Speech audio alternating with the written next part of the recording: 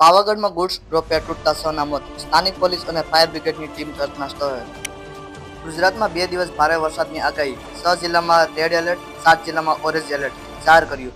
પૂર આફતે પહોંચી હોવા સરકારે સ્ટેટ ઇમરજન્સી બેઠક જાહેર કરી.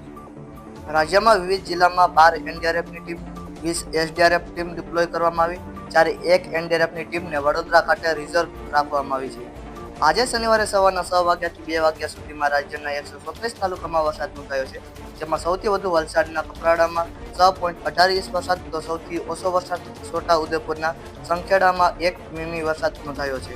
રાજકોટ શહેર અને આસપાસના વિસ્તારોમાં ધોધમાર વરસાદ વરસતા 20 લાખ લોકોની જીવાદોરી સમાન આજે એક ડેમ આજે સાંજ સુધીમાં ઓવરફ્લો થવાની શક્યતા. પાટણ શહેરમાં ધોધમાર વરસાદ પડતા ધારાસભ્ય કર્મભૂમિ સોસાયટીમાં ટ્રેક્ટર લઈ મુલાકાત લીધી. ભચાઉમાં 1 કલાકમાં 2 ઇંચ જેટલો વરસાદ ખાબકતા રસ્તાઓ પણ પાણી ભરાયા. છેલ્લા 2 દિવસથી અરવલ્લી જિલ્લામાં ધોધમાર વરસાદ વરસી રહ્યો છે. આજે ભિલોડા તાલુકામાં પણ વરસાદ છે, જેના કારણે શામળાજી ભિલોડા હાઈવે રોડ વધુ એક વખત બંધ.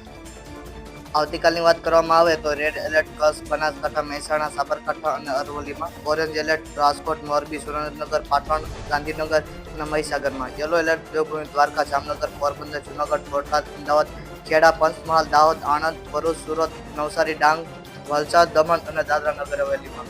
આજે વાત કરવામાં તો રેડ એલર્ટ બનાસકાંઠા, મહેસાણા, સાબરકાંઠા, અરવલ્લી, સુરેન્દ્રનગર, રાજકોટ, વલસાડ, દમણ અને દાદરા નગર હવેલીમાં. ઓરેન્જ એલર્ટની વાત કરવામાં આવે તો દેવભૂમિ દ્વારકા, પોરબંદર, જૂનાગઢ, જામનગર, મોરબી, પાટણ, ગાંધીનગર, અમદાવાદ, ખેડા, મહીસાગર અને નવસારી અને ડાંગ. યલો એલર્ટ કચ્છ, ગીર સોમનાથ, અમરેલી, ભાવનગર, આણંદ, વડોદરા, પંચમહાલ, દાહોદ, છોટાઉદેપુર, ભરૂચ, નર્મદા અને સુરત, તાપી.